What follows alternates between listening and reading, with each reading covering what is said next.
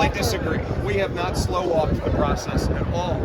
And in fact, we have been very proactive in this process. And I just want to be clear with restoration of rights. The Supreme Court of Virginia opined very clearly that the governor must review every single person who are getting their rights reviewed. And that's exactly what I do. I am following the law directly. We have worked through all of the backlogs, and we make sure that we are responding to people who complete their application within 60 days. So we have a very straightforward process. It follows the law as described in the Constitution and the Supreme Court. And I believe our team has done a fabulous job of making sure that people aren't waiting around for answers. There's a whole facilitation process. We've staffed into it to make sure that they can get their questions answered. And that's why I do believe that your premise is incorrect. Is there any chance that he will be able to vote on election day? I don't know the specifics of his application, but I will tell you if he's gotten it in, we have processed it within 60 days, and I will review it personally because that's what I do on every single one. Thank you all so much. Really appreciate it. I got to get the governor moving. Thank you all. Several schools in Virginia could be considered beneficial. So again, I think the premise of your question is incorrect, and let's come back and start with the first point is that we had 66% of our students fail or near fail math and reading in elementary and middle school last year. And yet the accreditation process said that 89% of our schools were fully accredited. There's a massive mismatch there. The schools were shut for too long. There was massive learning loss, and the schools are being well funded today because of the work that we have done. We've increased the per capita spending in schools during our administrative time 40%, $3.5 billion. And of course, we worked together with the General Assembly to put through over $400 million in a multi-year program to address learning loss with intensive tutoring and to address chronic absenteeism, and it's working. Our new accreditation system splits the process.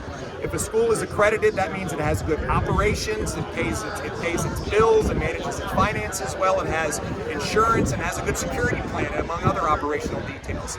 The performance assessment and support plan is there to help schools who might not be where we want them to be from an outcome standpoint.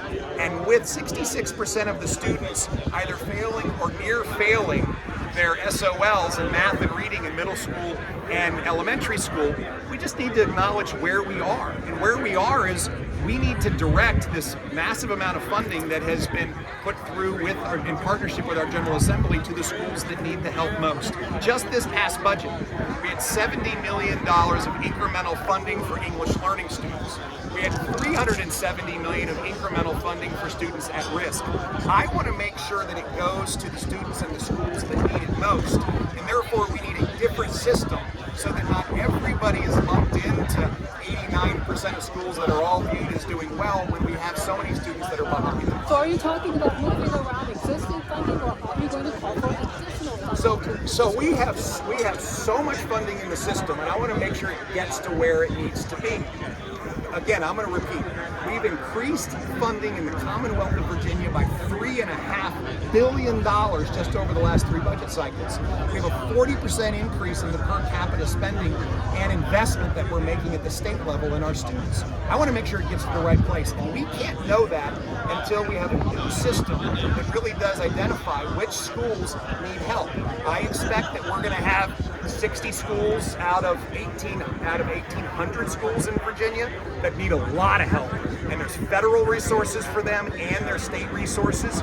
But there are going to be a lot of schools with 66% of the students performing well below our expectations and our aspirations that are going to need support. And that support is funding support.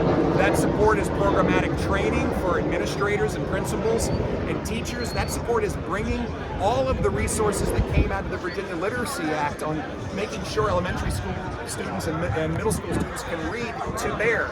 We have to make sure we're aiming in the right places and then delivering the massive resources that are already available to Virginia schools. Our hope is that every single school is outstanding and every student gets the outstanding education that I believe they deserve.